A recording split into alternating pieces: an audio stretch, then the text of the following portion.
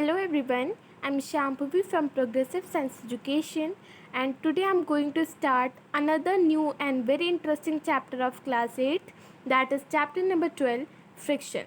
So let's get started from its introduction. Have you ever thought that when a person steps on a banana peel, he slips, or it is difficult to move on a slippery floor? Why does a rolling ball on the ground stop after covering some distance? And the answer to all this question is due to friction. If you press your foot on the floor and try to slide it, you will feel that something is opposing your action. Similarly, if you try to push a box lying on the floor with a small force, it does not move. It indicates that there might be a force that is opposing the motion of the box. The force that opposes your action or the motion of the box is the force of friction. So in this chapter, we shall discuss about the force of friction and the factor on which it depends, its importance and types. So firstly, start from topics to be covered. Topics to be covered are force of friction, friction due to the interlocking of surface, friction due to the force of adhesion between the two surfaces, factors affecting friction, state of motion, static friction, sliding friction and rolling friction. Friction are necessary evil, ways to increase friction, ways to reduce friction, and fluid friction. And some question and answers and important key terms I will discuss in next video. So our first topic is force of friction. So the force acting along the two surfaces in contact which opposes the motion of one body over the other body is called the force of friction. As I told you, जैसे मैंने आपको introduction में बताया था, वैसे ही friction क्या होता है जब आप कोई एक body as you take something, जैसे आप चलते हो, आप कभी भी ज़मीन पे चलते हो तो जो रफ़ ज़मीन होती है, कभी कभार जो रफ़ फ्लोर होती है वो आपको नेकेड आइज से भी दिखाई पड़ती है, पर आप जब रफ़ ज़मीन पे चलते हो, रफ़ फ्लोर पे चलते हो, तो आप इजी वे में चल पाते हैं, इजी वे में वॉक कर पाते हैं. बट यही आप किसी स्मूथ या मार्बल पे चलते हैं तो आपके लिए थोड़ा डिफ़िकल्ट होता है वॉक करना. So this is due to friction. So the force acting along the two surfaces in contact which opposes the motion of one body over the other is called the force of friction. The force of friction is commonly called friction. So friction always opposes the relative motion, as I told you, between the two bodies in contact irrespective of direction of motion. So as you see in the figure, there are two chairs. Chairs के ऊपर आप एक book रखी है, copy रखी है. आप इससे एक एक्टिविटी भी कर सकते हैं. इसके लिए आपको एक बुक लेना है, एक टेबल या चेयर आप ले सकते हैं, and any other flat surfaces you can also take. Okay, तो प्रोसीजर ये है, take a book and slide it on the table. The book stops after moving some distance. You know कि जब आप कोई भी फ्लैट सरफेस आपने लिया और उस पर आपने अगर अपनी कॉपी या कोई भी चीज़ को से आप ने धक्का दिया तो वो कुछ डिस्टेंस कवर करने के बाद रुक जाती है. Repeat the activity from the opposite direction. What's happen? So observation, the books stop after moving some distance as you see. So conclusion, a force is acting on the book from the opposite direction, slowing down its movement. It is force of friction. So you have to know that what this activity says, कि मतलब कुछ distance cover करने के बाद वो book रुक क्यों गई? Due to friction. Okay, so it is the reason that why a moving ball on the ground stops after covering a certain distance. The ball stops out because the surface of the ground offers friction to the surface of the ball in motion.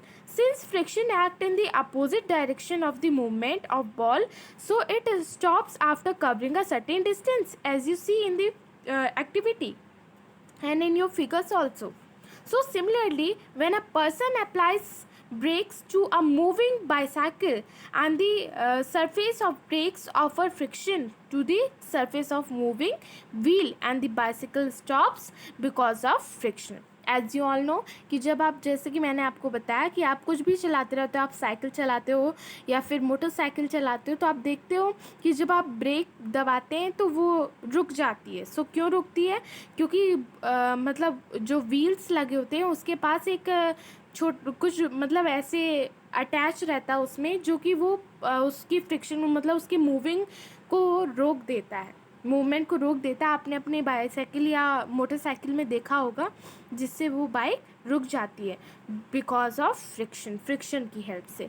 क्योंकि अगर friction ना होता तो वो रुक ना पाती, वो टूल की हेल्प से रुक ना पाती, लेकिन फ्रिक्शन की हेल्प से वो रुक जाती है.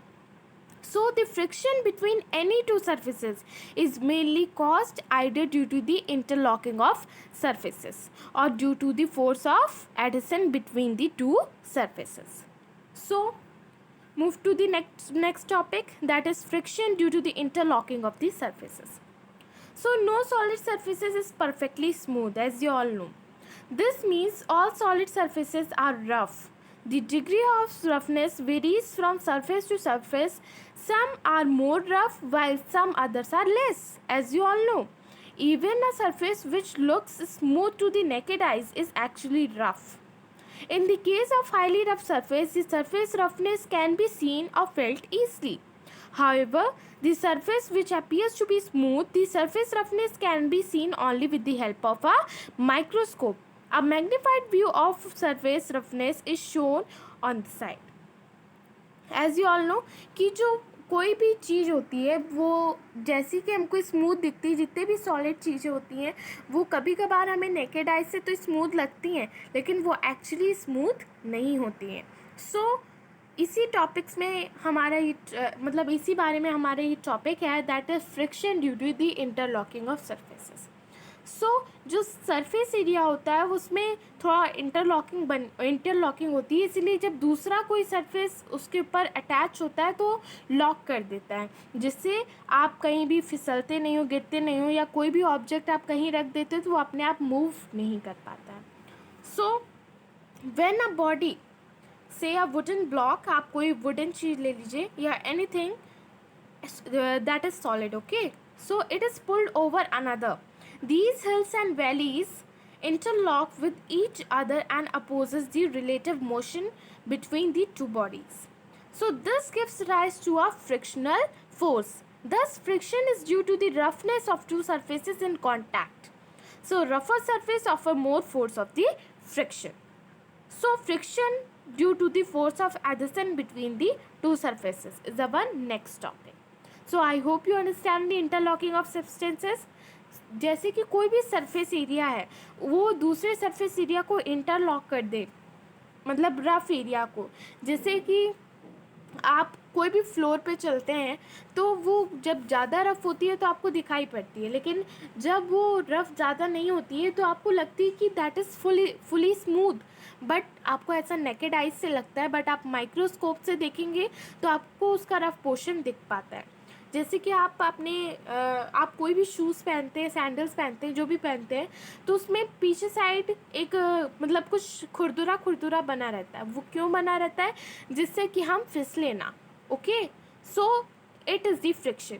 सो जिससे फ्रिक्शन हमारे लिए बहुत ही मतलब इम्पॉर्टेंट होता है. फ्रिक्शन कई चीज़ों में बहुत इम्पॉर्टेंट होता है, कई चीज़ों में हमें उससे फ़ायदा नहीं भी होता है. सो उस टॉपिक के बारे में हम अभी आगे पढ़ेंगे. So come to the next topic, that is friction due to the force of adhesion between the two surfaces. So two rough surfaces when placed together meet only at a certain points. The atoms or the molecules present at such points of contact attract each other due to the electrostatic attraction. The attraction is called force of adhesion. So when one body is made to move over the other, the force of adhesion opposes the motion. This force which opposes the motion also gives rise to the frictional force. So the force of adhesion between the two surfaces gives rise to the friction. So आप कोई भी to rough surfaces में देखेंगे, to rough surfaces हैं, when placed together, जब वो एक साथ placed होते हैं, meet together at a certain point, then the atom और मॉलिक्यूल्स, जो एटम और मॉलिक्यूल मैंने आपको बताया था कि जो मैटर होता है, मैटर यानी anything that occupy space and have some mass, जो कुछ स्पेस को कवर करे और उसका कुछ मास हो, उसको हम लोग मैटर कहते हैं। और मैटर कौन से सबसे छोटे पार्टिकल से बना होता है, जिसको हम लोग क्या कहते हैं, एटम। सो एटम और मॉलिक्यूल्स जो होते हैं वो at a such point present रहे, मतलब कांटेक्ट में अटैच रहे, मतलब एक दूसरे को अट्रैक्ट करें। सो जैसे आपने टू रफ सरफेस ले लिया, वो एक सर्टेन पॉइंट पे मीट कर रहे हैं, उसकी जो एटम और मॉलिक्यूल हैं उसी पॉइंट पे हैं और एक दूसरे को अट्रैक्ट कर रहे हैं। So due to the electrostatic attraction, वो किस लिए अट्रैक्ट कर रहे हैं, due to the electrostatic attraction. इस अट्रैक्शन को हम लोग क्या कहते हैं, force of adhesion. When one body is made to more over the other, the force of adhesion opposes the motion. This force which opposes the motion also gives rise to a frictional force. So the force of adhesion between the two surfaces give rise to the friction. सो जब आप कोई to rough surfaces आपने लिया, वो rough surfaces at certain point पे meet कर रहे हैं और उनके जो एटम्स और मॉलिक्यूल्स हैं एक दूसरे को अट्रैक्ट कर रहे हैं इलेक्ट्रोस्टैटिक अट्रैक्शन की हेल्प से। सो उसे हम लोग क्या कहते हैं, force of adhesion. So come to the next topic, that is factors affecting friction, that is factors affecting friction. So the force of friction depends upon the following factors, as you see. Okay, on a horizontal surface, the force of friction is directly proportional to the weight of body which moves. If weight is increased, irregularities between the surfaces get interlocked tightly due to the pressure, and the surface offers more resistance or friction. As you all know, आप कोई भी heavy चीज़ को ले लीजिए, जैसे आपने BRICS ले लिया, आपने 2 ब्रिक्स ले लिया, आपने उन ब्रिक्स को एक के ऊपर एक रख दिया, हाँ, तो आप क्या देखेंगे, वो थोड़ा हैवी होता है या आप उससे भी ज़्यादा हैवी चीज़ को ले सकते हैं, तो वो उससे भी सबसे ज़्यादा इंटरलॉक्ड हो जाता है, मतलब वो ब्लॉक टाइटली हो जाता है, वो फोर्स की वजह से टाइटली लॉक हो जाता है। सो it is the in our first point, यही है हमारे फर्स्ट पॉइंट में कि जब आप कोई हैवी चीज़ को ले लेते हो, वो उनके बीच में कुछ इरेगुलरिटीज़ बनती हैं between the surfaces that get interlock tightly due to the pressure, and the surface offers more resistance और friction. So come to the next point, that is the force of friction depends on the nature of surface and contact. अब आप देखेंगे कि कैसे nature के according कुछ surface का भी कांटेक्ट होता है. एज यू ऑल नो कि नेचर की अकॉर्डिंग भी कुछ सरफेस का कांटेक्ट होता है दूसरे सरफेसेस से, and this you will discuss in the higher classes. But आपको इतना जानना है कि जो मतलब एटमॉस्फियर भी कुछ जितने भी मैटर हैं उन पे कुछ मतलब कांटेक्ट शो करता है. Okay, so the force of friction depends on the nature of the surface in contact. So come to the next topic, that is the state of the motion of the object. So the friction can be static, sliding or rolling according to the state of motion of the object. Okay, so according to the motion of the object के motion के according जो friction होता है वो 3 types के हो सकते हैं. That is static friction, sliding or kinetic friction, and third is rolling friction. So firstly we will discuss about static friction. So the force required to overcome friction at the instant an object starts moving from rest is a measure of static friction. For example, the friction caused to move a stationary heavy box in the measure of static friction. In fact, static friction come into the play when an stationary object is moved. So आप जो force overcome friction मतलब कि as you all understand from its name also that the force that is required to overcome, okay, that is required to overcome the friction on a instant object which start moving at the rest measures the, मतलब जो आप rest पे जो object है वो move करना start कर दे, ओवरकम द फ्रिक्शन, जो फ्रिक्शन को ओवरकम कर दे, that is static friction. So come to the next topic, that is sliding or kinetic friction. Okay, so the force of friction between the two surfaces in contact when one of them just slides over the other is called sliding or kinetic friction. So इसके name से ही आपको पता चल रहा है, sliding means जब कोई भी ऑब्जेक्ट, टू सरफेसेस आपने लिए है, जब टू सरफेसेस कांटेक्ट में हो और उसमें से एक जस्ट स्लाइड कर जाए, मतलब उसमें से एक स्लाइड कर जाए, दैट इज स्लाइडिंग और kinetic friction. So the force required to keep a body in the motion is less than the force required to start the motion. You have to know this. So this is because the irregularities of the surfaces of already moving object do not get sufficient time to entangle with the irregularities of other surfaces over which it is sliding. Therefore, sliding or kinetic friction is less than the limiting static friction. So, for example, sliding a mat or a box over ground is easier than moving it directly. So, जैसे कि मैंने आपको example बताया, sliding of a mat on the box over ground is easier than moving it directly. Okay. So come to the next topic, that is rolling friction. I hope you all understand what I have discussed with you. That कि मैंने जो जो topic आपके साथ discuss किए आपको समझ में आ गए हैं. जैसे कि मैंने पहले आपसे उसके चैप्टर के बारे में इंट्रोडक्शन डिस्कस किया. This chapter is very short. Okay, so friction mainly यही है जो ग्रिप जो होती है हमारी कोई भी सरफेस एरिया से, दैट इज़ फ्रिक्शन. ओके, सो पहले आपने फोर्स ऑफ फ्रिक्शन के बारे में देखा, उसके बाद आपने फैक्टर्स देखे जो कि फ्रिक्शन के लिए अफेक्टिंग होते हैं. जैसे आपने जितने भी फैक्टर्स देखी कि जो फोर्स होता है फ्रिक्शन डायरेक्टली प्रोपोर्शनल होता है to the weight of the body which moves as you see. और आपने कई सारे फोर्स ऑफ फ्रिक्शन के बारे में भी देखा, जैसे कि force due to the interlocking of surfaces and friction due to the force of adjacent between two surfaces. उसके बाद आपने स्टेट ऑफ फ्रिक्शन के बारे में भी देखा कि क्या क्या टाइप्स होते हैं फ्रिक्शन के. सो 3 टाइप में डिवाइडेड किया गया है उसे, स्टैटिक फ्रिक्शन एंड स्लाइडिंग और kinetic friction and rolling friction. ये उसके मूवमेंट के अकॉर्डिंग, उसके मोशन के अकॉर्डिंग डिवाइड किया गया है.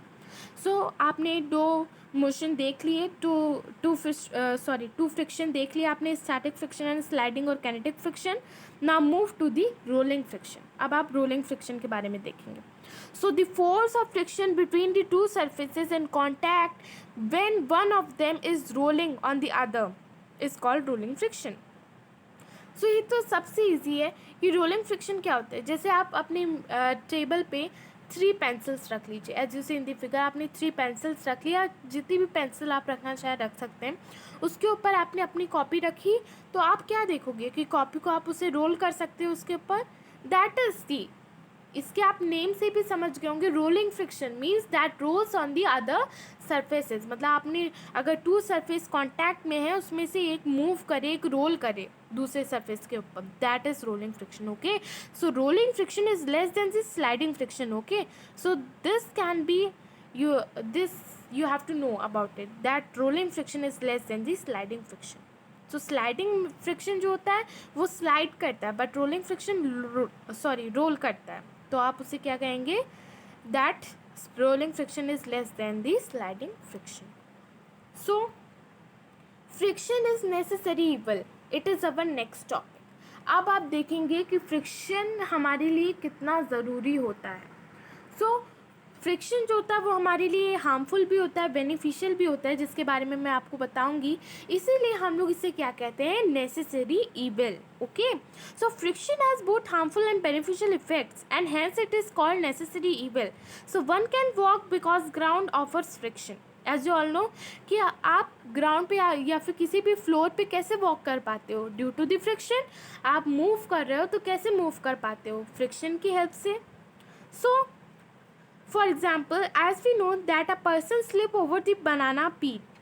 जैसे कि आपको पता है कि जो बनाना पील होता है उसके ऊपर से कोई भी अगर उसके ऊपर पैर रख देता है तो स्लिप कर जाता है, as you all know. So this happens because banana peel has slippery surface and it offers very little friction to the ground. As you all know, बनाना जो होता है वो बहुत ही स्लिपरी होता है और वो ग्राउंड के साथ बहुत ही कम फ्रिक्शन ऑफर करता है, जिसकी वजह से कोई भी उसके ऊपर पैर रखता है तो फिसल जाता है. So thus whenever banana peel comes under the feet of the person may slip and trip over because of less friction. Thus friction is necessary even for a simple task like walking. Similarly, it is difficult to walk over a muddy surface. This is because muddy surface offer very small friction to the surface of the feet of a person. As you all know कि जब आप muddy surface पे चलते हो तो आपके लिए difficult हो जाता है ना, आपके लिए उस पर चलना डिफ़िकल्ट क्यों हो जाता है? Because it is difficult to walk on a muddy surface because muddy surface offers very small friction. Okay, so sole of the shoes have grooves on them. As you all know कि grooves जो होते हैं वो मतलब कि आप अगर surface पे देखेंगे, अगर आप अपने शूज़ के पीछे देखेंगे तो उसमें कुछ ब्लॉक्स बने रहते हैं. वो क्या ग्रिप्स बने होते हैं, ग्रूव्स बने होते हैं, जिससे आप अगर चल रहे हो तो आप उस पर गिरो नहीं, मतलब कि आप मतलब सरफेस के साथ अच्छी तरीके से इंटरलॉक हो पाए. So grooved soles offer more friction to the ground, which gives better grip while walking. Shoes or slippers with worn out soles can be slippery. So the tires of vehicles have treads for better grip over road. When treads are worn out, the tires need to be replaced with a new one. So friction holds a screw in the wood. It helps to fix both together using nails. Writing with pen is possible because paper offers friction to the tip of pen. ऐसे कई सारी चीज़ें हैं जो friction में help करती हैं, जैसे मैंने आपको अभी examples बताए. As you all know, on the oily paper, friction is very less, and so it is difficult to write on such papers. So while writing with chalk on the blackboard, the rough surface of the blackboard rub off the chalk, because of which some of the particles of chalk get stuck with blackboard and writing becomes possible. So thus friction plays a very important role in our daily life. Friction is an evil too. Friction हमारे लिए necessary तो है ही है, वो evil भी. Evil आपको पता है ईवल का मतलब क्या होता है? दुश्मन. मीन्स फ्रिक्शन हमारे लिए नेसेसरी तो है भी, पर वो हमारा evil too, it is evil too, ये ईवल भी है उतना ही. It wears out the materials like screws, balls, bearing, or soles of the shoes, etc. It causes loss of energy. What happens when you rub your palm together for a few minutes? They become hot. जब आप कोई भी चीज़, जैसे आप अपनी body का आप hand ही अपना रब करते हैं तो वो गरम हो जाता है. सो ये ऐसा क्यों होता है? Similarly, the jar of the mixer becomes hot when it is run for a few minutes. ऐसे ही जब जार मिक्स करता रहता है तो वो गर्म हो जाता है, मतलब बहुत देर तक अगर वो चलता रहता है, मिक्स करता रहता है, मिक्सिंग करता रहता है तो वो गर्म हो जाता है. So in fact, when a machine is operated, heat is generated and its efficiency decreases. It causes a loss of energy. So इससे energy का बहुत ही ज़्यादा loss होता है. Thus there is a need to minimize friction. इसीलिए हम लोग को फ्रिक्शन को मिनिमाइज करने की बहुत ही ज़्यादा ज़रूरत पड़ जाती है. Thus there is a need to minimize friction. Okay, so I hope you all understand कि फ्रिक्शन जो है हमारे लिए नेसेसरी तो है ही, बट उतना ही वो ईवल भी है. नेसेसरी इसलिए है क्योंकि हमारी डेली लाइफ में ऐसी बहुत सारी चीज़ें हैं. ज़्यादातर आप देखें तो हर चीज़ ऐसी है जो कि फ्रिक्शन के बिना नहीं हो सकती है, लेकिन फ्रिक्शन जो होता है बहुत ही ज़्यादा एनर्जी का लॉस करता है, इसलिए हम लोग को फ्रिक्शन को मिनिमाइज़ करना ज़रूरी है. Okay, so come to the next topic, that is ways to increase friction. अब हम फ्रिक्शन को बढ़ा कैसे सकते हैं उसे देखें. उसके बाद हम लोग रिड्यूस भी देखेंगे कि कैसे रिड्यूस कर सकते हैं. So firstly see ways to increase friction.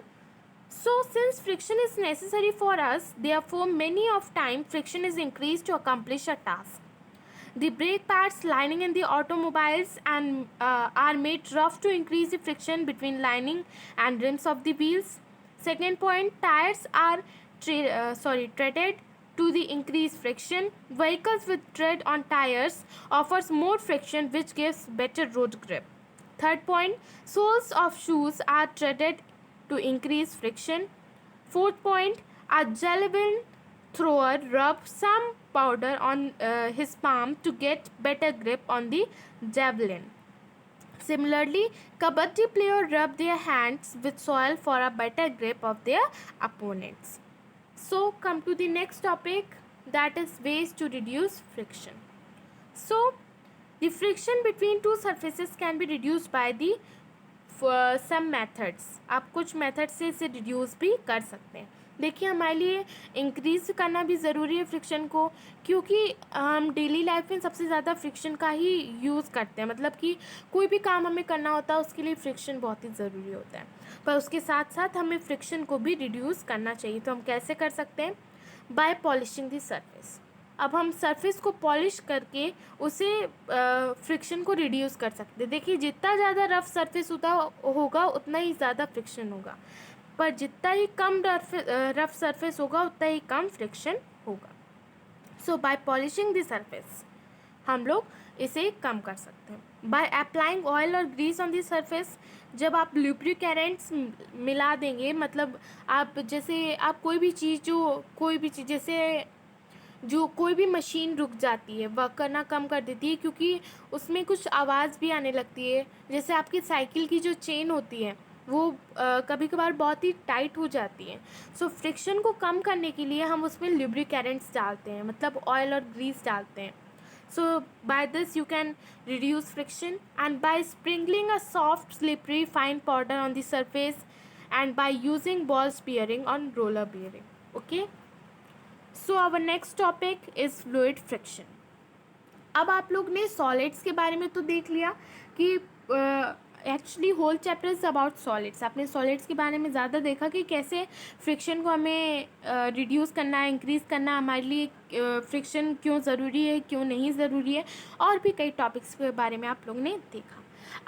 But वो टॉपिक्स जो थे वो सॉलिड से रिलेटेड थे. बट अब जो आप टॉपिक पढ़ेंगे वो है फ्लूइड फ्रिक्शन, मतलब it is liquid. Okay, so gases and liquids considered as a fluid.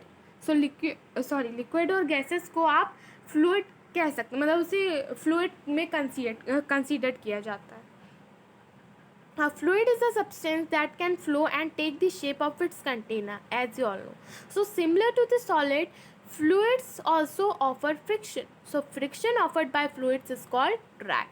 So जैसे कि solid friction को offer करता है, वैसे ही fluids भी जो हैं वो friction को offer करते हैं. उसको हम लोग क्या कहते हैं? drag. So the frictional force of fluid depends on the speed, shape and the size of an object and the nature of the fluid through which it is moving. So larger is the size of an object, greater is the fluid friction. As you all know, जब आप अपना हाथ पानी में डालते हैं, आप अपने हाथ को मूव करते हैं, तो आपको थोड़ा फोर्स रिक्वायर्ड होता है, बिकॉज ड्यू टू फ्रिक्शन. आप कहीं पर भी, मतलब जो फ्लूइड पार्ट होता है उसमें आप मूव करने की कोशिश करते हैं, तो आपको फ्रिक्शन की ज़रूरत होती है. So this all about our topic that I hope you understand whole chapter. It is very easy chapter and I hope you all understand. So fluid friction is very easy. Okay, so fluid friction is mainly about the air and the liquid, that आप air और liquid में भी friction को महसूस करते हैं अपनी daily life में, and solid को तो करते ही हैं but fluid friction भी करते हैं. So the end. I hope you all like my video and thank you for watching my video. And if you all have any doubts regarding any questions, so please tell me in comment section. And if you all like my video, so please like, share, subscribe and press the bell icon. And question and answer and key terms I will give you in next video. Okay, bye bye and take care.